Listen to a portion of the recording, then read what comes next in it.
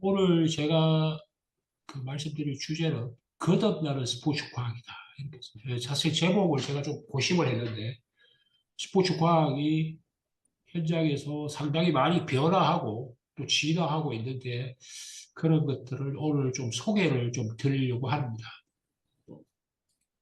소개를 드리려고 하는데, 오늘 제가 말씀드릴 주제는 최근의 스포츠 과학을 중심으로 해서 스포츠 과학에서 변화되고 있고 또 우리가 어떻게 이러한 내용들을 파악할 것인가 하는 내용들인데 이게 오늘 첫 시간이기 때문에 총론 형태로 전체적인 것을 소개하는 그런 시간을 갖도록 하겠습니다. 그래서 세부적인 부분들은 조금 약할 수가 있습니다. 그래서 여러분들이 오늘 들어보시고 계속 또 관심을 가져주시면 차후에 세부적인 내용들을 이제 강의를 하게 될 건데, 오늘 전체 총론이기 때문에 한 8가지 정도로 소개를 간단하게 서론으로 소개를 드리려고 합니다. 우선 첫 번째가 새로운 스포츠 과학이 새롭게 변화하고 있다. 그 다음에 스포츠 과학의 출발점에 해당하는 선수의 발굴, 그 다음에 과학적 트레이닝과 상해 방지를 위한 컨디셔닝 관리의 중요성, 그 다음에 스포츠 과학 현장에서는 지금 어떻게 변화하고 있느냐. 그 다음에 실제로 경기력 향상을 위해서 현장에서 굉장히 중요한 부분들이 심리적인 부분들이 굉장히 중요한데 그런 부분들은 어떻게 지금 이루어지고 있고, 그 다음에 이 운동선수들의 경기력 향상뿐만 아니라 스포츠 과학은 일반인들의 건강 관리를 위해서 매우 중요하죠. 그래서 이제 그런 부분들을 조금 소개하고, 마지막으로 스포츠 영양학에 대해서 소개를 드립니다. 여기 나와 있는 이 내용들은 여러분들이 아시다시피 굉장히 많은 내용들을 담고 있습니다. 그래서 오늘은 이제 첫 시간으로 이 8가지 내용들을 잠깐 소개하는 그런 시간을 갖도록 하겠습니다. 스포츠 과학은 인간 활동의 시작부터 아주 오래전부터 존재를 해왔고 상당히 다양한 종합적인 학문입니다.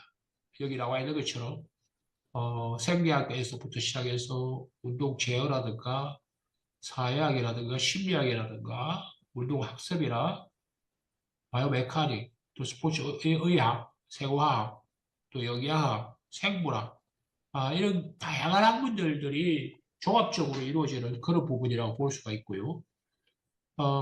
이미 오래전부터 스포츠 현장에서는 상당히 과학적인 이론들을 활용해왔고 또 존재해왔죠. 예를 들어서 여기 지금 나와 있는 우리가 요즘 대부분의 높이뛰기 선수들이 뒤로 이렇게 누워서 뛰는 호스베리, 이게 이제 1968년 멕시코 올림픽에서 처음 소개되는 장면입니다. 이 선수가 멕시코 올림픽에 미국의 호스벨이라는 선수가 그 당시에 베리롤이나 롤오버나 이런 방법하고는 전혀 다른 아주 해괴망측한 모습으로 지금 멕시코 올림픽에서 2m를 돌파하는 그런 장면인데요.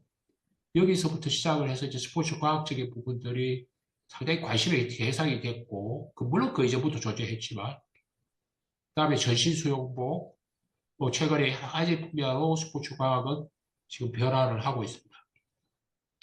우리나라의 스포츠 과학은 어떻게 이루어졌느냐? 우리나라의 스포츠 과학은 1966년에 태릉 선수촌의 설립부터 시작됐다. 이렇게 볼 수가 있습니다. 그 당시부터 아주 여러 가지 분야의 스포츠 과학적인 노력들을 해왔죠. 양궁 선수를 지금 이게 88 올림픽 이전에 우리나라 국가대표 양궁 선수들을 위한 과학적인 훈련 방법을 그림으로 도식화해 놓은 것인데요. 이런 상당히 중요한 그런 변화들을 가져왔는데 이런 스포츠 과학은 역시 대표적으로 올림픽을 중심으로 주로 그 모습을 나타내기 시작했습니다. 이 올림픽에서 스포츠 과학, 스포츠 사이언스라는 용어가 처음 사용된 것은 1964년 도쿄 올림픽 때부터 처음으로 이러한 용어가 사용이 되고 일본이 올림픽을 유치하면서 과학적인 어떤 그런 훈련 방법들을 도입하면서 세계적인 스포츠 강국으로 등장을 하게 됩니다. 물론 우리나라도 88 서울 올림픽을 계기로 이러한 스포츠 과학을 현장에 접목시키기 위한 노력들을 적극적으로 해왔죠. 우리나라의 올림픽 선수들을 위한 스포츠 과학. 사실 이 스포츠 과학의 흐름은 우리나라 스포츠 과학의 전체적인 흐름들을 나타내주는 것이라고 볼 수가 있습니다.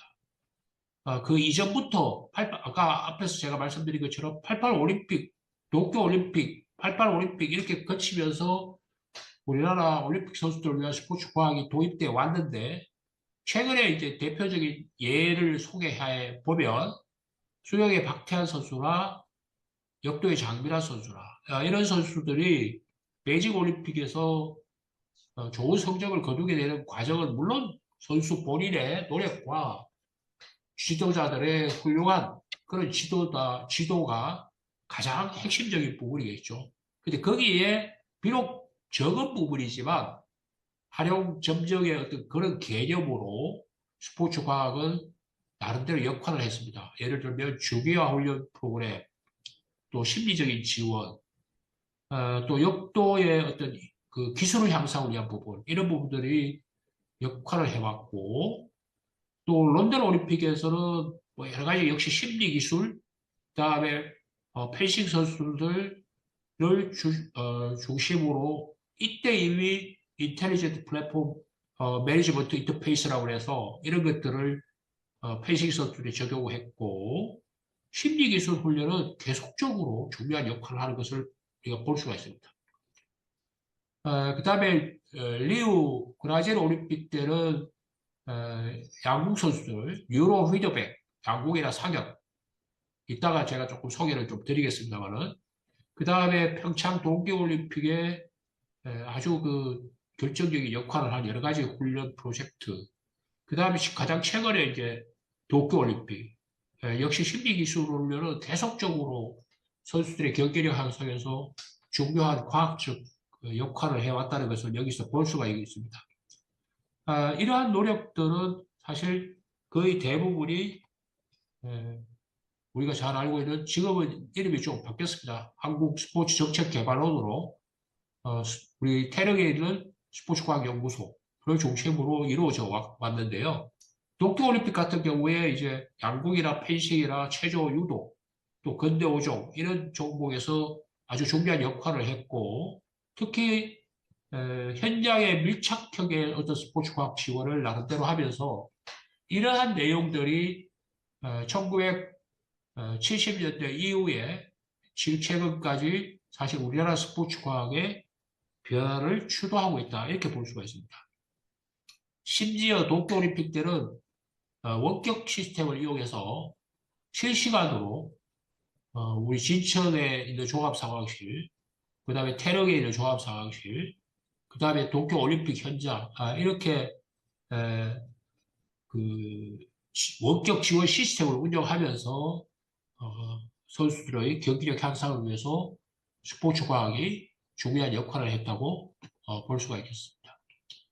좀 전에 말씀드린 것처럼 우리나라 스포츠 과학의 초창기 변화는 한국 스포츠 정책 과학을 중심으로 이루어져 왔다고 볼 수가 있습니다. 2015년 이후에는 최근에 지역별로 이런 스포츠과학센터를 설립을 해서 우리 대구에도 대구 스포츠과학센터가 설립되어 있습니다. 네, 그래서 이러한 그 스포츠과학적인 어떤 변화를 전국적으로 적용하기 위한 노력들을 하고 있고요. 또 최근에는 프로스포츠를 중심으로 선지 해외 시스템이나 해외 전지훈련을 통해서 여러 가지 스포츠 현장의 과학적인 활용 방안들을 국내에 도입하는 그런 그 과정들을 통해서 우리나라 스포츠 과학의 변화가 이루어지고 있습니다. 좀 전에 말씀드린 것처럼 지역 스포츠 과학센터 이것은 지금 2015년부터 시작을 해서 최근에는 서울, 대전, 강주부터 시작해서 전국의 거의 모든 그 지자체에 지역별로 지역 스포츠 과학센터가 설립돼 가지고 운영이 되고 있습니다. 그래서 이 부분은 뭐 여기 스포츠 과학에서 다루어질 부분은 아니라고 얘기할 수가 있겠지만 과연 앞으로 이 지역 스포츠 과학센터를 어떻게 변화시킬 것인가 이 부분이 우리나라 스포츠 과학에서는 중요한 역할 또 중요한 변화를 가져올 수 있지 않을까 하는 그런 기대를 할 수가 있고요. 제 개인적인 입장에서는 이 지자체를 중심으로 해서 중앙정부에만 의존할 것이 아니라 중앙정부에서도 물론 지원을 하고 지자체에서도 파격적인 예산 지원을 하고 또 독립적인 사업 추진을 해서 지역 스포츠 과학이 발전함으로써 우리나라 전체의 스포츠 과학의 변화를 가져올 수 있을 것으로 기대를 해봅니다. 최근에 등장한 스포츠 관련 변화를 이제 핵심적으로 보면, 여러분들 잘 아시는 것처럼 4차 산업의 어떤 인공지능화, 이런 부분이 또 스포츠 산업화, 이런 부분들이 주도적인 변화의 하나의 어떤 그 핵을 이루고 있다고 말씀을 드릴 수가 있고, 이러한 변화를 우리가 표현하면, 언택트에서 온택트, 또 온택트에서 폴택트. 그러면 언택트는 뭐냐? 언택트는 비접촉이죠. 비대면이죠. 온택트는 뭐냐? 그러니까 언택트에서 온택트. 온택트는 이제 우리가 이 온라인 강의하는 것처럼 온라인으로 오프라인이 아닌 온라인으로 지원하는 것이고. 그러면 폴택트는 뭐냐? 이것은 온라인으로 지원을 하되 개별화된 개인화된 맞춤형 온라인 시스템을 프로텍트라고 했는데 이건 이미 2018년에 예측이 되어 와서 지금 거의 활성화가 되고 있다 이렇게 볼 수가 있습니다. 어쨌든 이런 변화가 지금 일어나고 있고 그러면서 옴니 채널 시스템의 멀티 스포츠화 그런 부분들이 스포츠 과학과 관련해서 중요한 변화라고 볼 수가 있고 이러한 변화들을 관련된 인프라를 구축하거나 시스템을 구축하는데 우리가 적극적으로 관심을 가져야 된다. 이렇게 볼 수가 있겠습니다. 이러한 새로운 변화들을 조금 더 세부적으로 살펴보면 우선 새로운 방법을 개발하기 위한 노력이 지금 진행되고 있고 그 다음에 다른 분야, 첨단 분야를 중심으로 한 융복합화를 통해서 우리 스포츠 과학화가 더욱더 변화되고 발전적으로 변화하는 것이죠. 그래서 이러한 것들을 흐름을 통해서 최근에는 팀이나 경기단체에서 스포츠 과학과 관련된 능력을 갖추고 있는 인력을 시스템에 포함시키려고 하는 움직임들이 많이 일어나고 있습니다. 이런 부분들은 재정적인 지원이 또 필요로 하기 때문에 유명 프로 선수 같은 경우에 재정적인 문제들을 쉽게 해결할 수가 있기 때문에 그런 선수들은 자기 개인적인 심지어 스포츠 과학 활용 시스템을 갖추려고 하는 그런 변화들까지도 일어나고 있다는 것이죠. 아울러서 조금 더 세부적으로 현장에서의 활용 프로그램을 들어가서 살펴보면 이 체력 측정의 항목이나 방법이나 이런 것들 좀 더 구체적이고 실질적인 방법을 요구하게 되고 그 다음에 무엇보다도 훈련 과정에서 직접 활용이 가능한 프로그램들을 개발해 주는 것을 원하고 있습니다. 그 다음에 선수들의 예를 들어서 체력 측정을 한다고 하면 이 체력 측정의 결과에서 끝나는 것이 아니라 이것을 훈련 과정에 개선시키는 방법, 또 실제로 적용하는 방법, 이렇게 그 과정에서 개인별로, 종목별로 특성을 고려하는 것이죠. 당연히 그 과정에서는 좀 더 구체적인 결정 요인이나 세부적인 원인이나 처치 방법을 요구하게 되는 이런 변화들을 요구하게 됐습니다. 특히 그러한 변화의 핵심은 앞에서도 말씀드린 것처럼 4차 산업혁명에서 심지어 5차 산업혁명이라는 용어를 이끌을 정도로 급변하고 있습니다. 그래서 우리가 최근에 많이 들어보신 정보통신, 가상현실, 빅데이터, 인공지능, 그 다음에 로보틱스, 그 다음에 클라우드 컴퓨팅, 뭐 블록체인, 바이오, 인공지능화, 메타버스 이런 것들의 용어들을 우리가 많이 접하고 있습니다만은 스포츠 과학에서도 이런 변화를 절대적으로 요구하고 있고요. 그 과정에서 사회적인 변화와 환경적인 변화와 기후 변화까지도 함께 고려해서 스포츠 과학이 변화해야 된다고 볼 수가 있겠죠. 그래서 이걸 집약해보면 스포츠과학의 아까 제가 제목에서 말씀드린 것처럼 거듭나는 요구. 이것은 어떤 것이냐? 집약하면 현장의 요구를 활성화가 되고 있고 첨단과학과 융복합화. 그 다음에 개별화된 컨디셔닝. 그 다음에 무엇보다도 디지털 스마트화를 요구하게 되겠습니다. 그래서 이러한 요구에 저희들이 적절하게 답을 줄 수 있도록 노력해야 되는 그런 입장에 와 있다고 말씀드릴 수가 있겠죠. 요걸 조금 더, 그 중에서 특히 디지털 기술과 스포츠 산업을 핵심적으로 우리가 살펴보면 선수의 기량 분석, 예, 선수의 기량 분석 이런 것들이 굉장히 중요하게 요구가 되고 있고, 그 다음에 컨디션 관리, 그 다음에 선수들에게 일반인들에게도 물론 새로운 경험을 제공하는 이런 중계방송이나 이런 과정에서도 새로운 기술이 요구되고 있고 아울러서 실시간 데이터 기반의 전술 분석이라든가 그 다음에 우리가 뭐 요즘 ABS 같은 경우 프로야구에 이미 정착이 되고 있는 그런 판정이나 판독, 영상 판독 시스템, AI 시스템 또 무엇보다도 빅데이터에 의한 여러 가지 분석이라든가 AI 기능을 도입하는 이런 부분들이 아, 최근에 아주 그 디지털 기술과 스포츠 산업을 맥락으로 변화를 많이 일어나고 있죠. 이러한 변화에 대해서 우리가 조금 더 적극적으로 대응하려고 하면 새로운 시스템의 컴플렉스를 구축하는 것이 절대적으로 필요하다는 것이죠. 이러한 컴플렉스를 구축하는 것을 어, 제가 앞에서 말씀드린 것과 조금 연관지어서 말씀드리면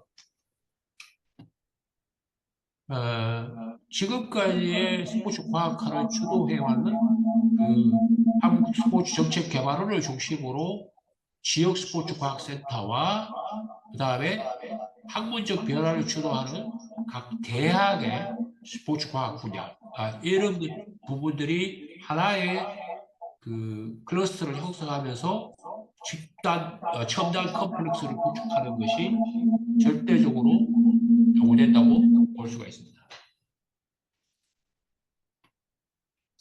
자, 그래서 우리는 이러한 변화에 대해서 어떤 마음을, 어떤 준비를 해야 될 것인가. 변화는 하나의 심리다. 그래서 모든 것은 변화하고, 변화한다는 사실 자체를 체험하는 세상의 모든 것이 변화한다는 것이죠. 이러한 변화에서 작은 변화 하나에도 우리는 관심을 기울여야 하고, 그러한 변화에 일단은 무엇보다도 원칙을 잃으면 안 되겠죠. 그 다음에 트렌드를 읽을 수 있어야 된다는 것이죠. 우리 학문에서 굉장히 좀 미흡한 부분 중에 하나가 스포츠 과학 분야에서 다른 학문에 비해서 전반적인 변화와 트렌드를 읽으려고 하는 노력들이 굉장히 부족하다는 것이죠. 그래서 그런 맥락에서 이런 우리 변화와 진리에 대해서 관심을 가질 필요가 있다. 이 스포츠 과학의 기본적인 방향에서 굉장히 중요한 것은 우리가 특히 스포츠 과학을 연구하고 공부하는 학자들이나 학생들의 경우에는 기본적인 방향에 충실할 필요가 있습니다. 그래서 스포츠 과학에서는 분명히 의문이라는 것이 존재하고 그 의문이라는 변화에 대해서 왜 그러한 현상이 일어날 것인가에 관심을 가져야 된다는 것이죠. 무엇보다도. 그 다음에 좀 전에 말씀드린 것처럼 과거에는 어떻게 변화해왔고 현재는 어떻게 변화되고 있고 미래에는 어떻게 변화할 것인가. 이런 부분에 적극적인 관심을 가져야 되고 우선 문제를 설정하고 확인하고 결과를 어떻게 보여줄 것인가 이런 노력들을 끊임없이 우리는 해야 된다고 말씀드릴 수가 있습니다. 사실 스포츠 과학에서 이루어지는 핵심적인 과제는 무엇보다도 일어나는 변화 과정에서 왜, 어떻게 해서 그러한 변화가 일어나느냐. 이걸 조금 더 학술적 용어로 표현하면 그 기전이 어떻게 되고 그 근거가 무엇인가 여기에 관심을 가져야 된다는 것이죠. 그러한 맥락에서 우리는 사람이 수행하는 스포츠 활동의 수행 과정에서 나타나는 그 결과를 물론 살펴보겠지만 그 과정에서 어떤 시설이나 어떤 장비나 어떤 기구로 무엇을 섭취하며 환경의 특성은 어떤 것이냐 이런 포괄적 의미를 왜 어떻게 무엇 때문에 어떻게 해서 일어나느냐 이 부분들을 끊임없이 의문을 가지고 관심을 가져야 우리 스포츠 과학이 변화할 수 있다는 것이죠. 그래서 이것이 여기까지가 첫 번째 스포츠 과학의 변화에 대해서 제가 말씀드리고 있습니다. 다음 두 번째 주제로 넘어가면 엘리트 스포츠에서 경기력을 향상시키려고 우리는 많은 스포츠 과학적인 노력들을 합니다. 근데 그 출발점은 저는 우수한 잠재력을 가지고 있는 스포츠 영재를 어떻게 발굴할 것이냐 하는 겁니다. 이것은 끊임없는 우리의 숙제이고 우리가 끊임없이 공부해야 되는 그런 부분들을 우리들에게 요구하고 있습니다. 사실 우리가 좀 전에 스포츠 영재, 이 단어가 우리들에게 처음 관심을 가진 것은 1982년 1년 바덴바덴에서 88 서울 올림픽을 유치하고 나서 국내에서 첫 번째 과학적인 사업으로 표면화된 것이 88 꿈나무라는 것입니다. 물론 이것은 그 후에 성공이냐 실패냐 뭐 여러 가지 논란이 있었습니다만 어쨌든 우리나라의 스포츠 과학의 실질적인 사업을 표면화시킨 것이라고 볼 수가 있습니다. 그래서 이 과정에서 그 이후에 우수 선수 발굴하고 후보 선수를 지원하고 또 체육 인재 육성 재단을 설립하고 지금은 없어졌습니다. 흡수됐습니다만은 그 다음에 잠재력을 가지고 있는 꿈나무를 발굴하고 이 과정이 사실은 스포츠 과학에서 굉장히 중요한 하나의 과정이라고 볼 수가 있겠죠. 그래서 우리가 트레이닝 과정에서 스포츠 과학을 어떤 부분이 적용하느냐 하면은 우리가 물론 잘 아는 것처럼 트레이닝을 수행하는 과정에서 종목별 우수 선수를 훈련시키고 육성하고 여러 가지 과학적인 부분들을 현장에서 적용하는 것이 트레이닝 과정에서의 스포츠 과학이 되겠습니다만은 좀 전에 제가 말씀드린 것처럼 그 출발점은 우수한 잠재력을 가지고 있는 인재를 발굴하는 것에부터 시작된다. 이렇게 우리가 볼 수 있겠죠. 이건 제가 그 상당히 오래전에 만든 하나의 그 포매팅인데요. 이렇게 경기력을 결정하는 많은 요인들 중에서 첫 번째 단계는 바로 우수한 잠재력을 가지고 있는 선수의 발굴에서부터 시작된다. 이렇게 볼 수가 있는 것이죠. 그러면 우리가 우수한 선수를 발굴하기 위해서 왜 어떤 과정을 거쳐야 할 것이냐. 좀 전에 제가 말씀드린 것처럼 우수 선수를 훈련시키고 세계적인 선수를 육성하는 것의 출발점은 우수한 영재를 발굴하는 것에서 시작된다는 거죠. 영재를 발굴해서 훈련시키고 선수를 선발하고 또 그 우수한 선수를 훈련시키고 이런 과정들이 반복된다고 했을 때 이 영재 발굴이 그 출발점이라는 거죠. 그러면 영재 발굴을 어떻게 할 것이냐? 잠재력을 가지고 있는 선수를 어떻게 발굴할 것이냐. 그 발굴의 바탕은 바로 이러한 그 종목별 경기력의 요인, 우수한 선수를 평가할 수 있는 판별의 요인, 또 잠재력을 평가할 수 있는 이러한 요인이 무엇인가를 정확하게 알고 그 요인을 토대로 분석해야 한다는 것이죠. 그런 맥락에서 우리가 요인을 발굴하기 위한 노력을 많이 해야 되는데 우수한 선수를 발굴한다는 것은 정말 굉장히 중요한 겁니다. 우리가 스포츠 과학적으로 훈련을 시키고 선수를 발굴하고 또 세계적인 선수를 키우고 하는 이런 과정들은 탁월한 능력을 실제 표현시키는 과정이라고 볼 수 있습니다. 그래서 여기 지금 이 그림은 우리 운동생리학 세계적인 대학자이신 그 스웨덴의 에스트란드 박사님이 그런 말씀하셨어요. 올림픽 선수가 되기 위해서는 부부를 잘 만나야 된다라고 할 만큼 태어난 유전적인 능력이 중요하다. 이렇게 말씀하셨어요. 물론. 그렇지만 저희가 보는 스포츠 과학은 세계적인 선수는 태어나서 길러져야 한다. 이렇게 보는 것이죠. 그래서 선수의 관리나 육성도 물론 필요한데 그 출발점은 결국 유전적인 능력이라고 우리가 보는 겁니다. 그럴 때, 그래서 그 출발점이, 잠깐만요. 네, 유전적 능력인데, 아까 앞에서 제가 말씀드린 것처럼, 잠재력을 가지고 있는 요인을 어떻게 선수를 발굴하고 선발하고 평가할 것인가. 그것은 바로 그 요인을 우리가 분석하는 과정이 선행돼야 돼. 각 종목별로 세계적인 선수의 프로파일을 분석을 해서 세계적인 선수가 되기 위한 요인이 무엇이냐. 그 요인을 추출하는 과정들이 통계적인 접근에 아주 통계적인 접근 과정이 요구되겠죠. 상관계를 분석하고 회계 분석을 하고 최종적으로 요인을 분석하는. 그래서 우수한 선수가 가지고 와야 되는 요인이 무엇인지를 정확하게 알아야 그것을 토대로 분석하게 되겠죠. 이 프로파일 분석과 상관 분석과 회계 분석과 요인 분석은 스포츠 과학을 연구하는 데 있어서 핵심적인 과정입니다. 이 세부적, 아까 제가 서론에서 말씀드렸습니다만은 오늘은 제가 총론이기 때문에 각각의 요인만 소개를 드리고 각론에서 나중에 디테일하게 다시 설명을 드리겠습니다. 좀 전에 말씀드린 것처럼 우수한 선수를 발굴하기 위한 과학적 요인을 발굴했을 때 그것을 어떻게 측정할 것인가, 측정 방법을 개발하는 것. 이건 매우 중요하겠죠. 그래서 새로운 측정 방법을 개발하고 진단법을 개발하고 또 측정 방법과 진단 방법은 당연히 신뢰성과 객관성과 타당성을 뒷받침해 줘야 되는데 그러한 것들을 뒷받침하면서 필드 테스트, 실제 스포츠 과학을 현장에서 또 측정하는 방법들을 끊임없이 개발해야 되는. 그래서 이 우수한 요인을 발굴하고 요인을 분석하고 요인을 파악하고 나서 그것을 어떻게 측정할 것인가.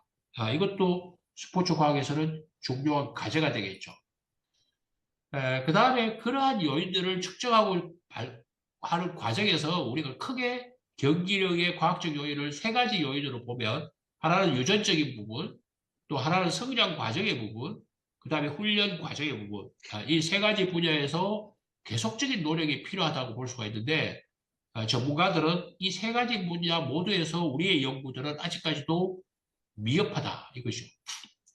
오늘 여기 젊은 학생들이 많이 들어와 있는데 이 미흡하다고 하는 부분은 여러분들의 책임이 아닙니다. 이 미흡한 부분은 저를 포함한 선배들의 책임이고 또 미흡하다라고 하는 것은 우리는 무조건 부정적으로만 볼 것은 아닙니다. 미흡하다는 것은 우리가 앞으로 할 일이 많다는 것이죠. 우리가 할 수 있는 일이 많다는 것이죠. 네, 그런 의미에서 오히려 적극적으로 환영하고 해야 될 일들을 찾아가는 것입니다. 지금 이 사진은 아까 앞에서 잠깐 소개해드린 88 올림픽 꿈나무 그 장면에 처음 시작하는 장면입니다. 여기 지금 우리나라 그 조사호 체육부장님, 그 여기 지금 안타깝게 이 세 분들은 다 고인이 되셨습니다. 우리 초대 스포츠과학 연구소장이신 이영세 교수님, 그다음 우리 대구 출신이시죠. 김집 그 태릉소주촌장님, 그다음에 서울대학교 의과대학의 이강호 교수님, 이 세 분이 우리 저 우수 선수 발굴센터 현판식을 하고 있는 장면이에요. 이게 태릉소주촌입니다. 그다음에 여기 지금 보이시는 이 사진이 보시면 이 당시에 지금 뒷모습 보이는 이 선수가 수구이하고 3학년 바로 박찬숙 선수입니다. 이 박찬숙 선수는 우리나라 한국 여자 농구의 레전드죠. 그래서 그 당시에 그 LA 올림픽 때 박찬숙 선수를 중심으로 해서 올림픽에 그 당시에 또 메달을 따고 이랬습니다. 농구. 이 장면들이 이제 88 올림픽 장면, 이전에 준비하던 우리 88 꿈나무 장면입니다. 어쨌든 이러한 그 유전적인 특성들은 결국 그 분자 생물학적인 유전자 분석에서도 중요한 하나의 분야로 스포츠 과학의 일부가 됐습니다. 그래서 이 부분을 우리가 앞으로 계속 공부를 해야 될 것이고, 여러분 잘 아시는 것처럼 자메이카 선수들, 그 우사인 볼트 선수들을 중심으로 단거리의 유전자, 케냐 선수들을 중심으로 한 장거리의 유전자, 이 HTN3와 AC 이런 부분들도 우리가 유전적인 특성을 분석하는 데 굉장히 중요한 유전자가 되고 스포츠 과학의 중요한 부분이 되겠습니다. 그래서 우선 선수들의 능력을 어떻게 분석할 것이냐. 이것은 스포츠 과학에서 중요한 부분이 될 것이고, 그래서 이 유전적 특성의 중요성을 우리가 어, 일목요연하게 볼 수 있는 어떤 요인들이 여러 가지 소개가 이미 됐었습니다. 예를 들면 스포츠 과학과 유전적 특성, 이런 체격적 특성, 그 다음에 체격 형태와 운동 능력, 그 다음에 체형과 체격, 이거 다 유전적인 부분이죠. 그 다음에 부모 때문에 뚱뚱해지느냐, 뭐 이런 것들도 다 유전적인 부분들을 우리에게 가르쳐 주는 것이죠. 그 다음에 근육 특성도 유전적으로 매우 중요한 어떤 특성을 가진다고 볼 수가 있고요. 그 다음에 주시, 뭐 이런 부분들도 다 탁월한 어떤 하나의 우리 주된 시각적 능력, 그 다음에 왼손잡이의 특성, 이런, 그 다음에 이런 유전적인 특성은 성장 과정에 있는 선수들을 어떻게 분석할 것이냐 하는 것들도 굉장히 중요한 부분이 스스로 관련이 되겠죠. 예를 들면 성장에서 성장 호르몬의 분비 이런 것들이 수면에 따라서 어떤 변화를 나타내느냐. 그 다음에 우리 각각 체형에 지금 여기 보시면은 그 신경계의 그 발육 과정을 보면 신경계의 발육 과정은 이미 10세 이전에 거의 100%가 성장합니다. 그러니까 신경계가 요구되는 어떤 운동 종목은 가급적이면은 젊은 시절부터 훈련을 시켜야 된다. 이렇게 나와 있죠. 여러 가지 다른 타입에 따라서 다 다릅니다. 그래서 이런 부분들을 과학적으로 어떻게 접목시킬 것이냐 하는 것은 유전학 부분에서 중요한 부분이 되겠습니다.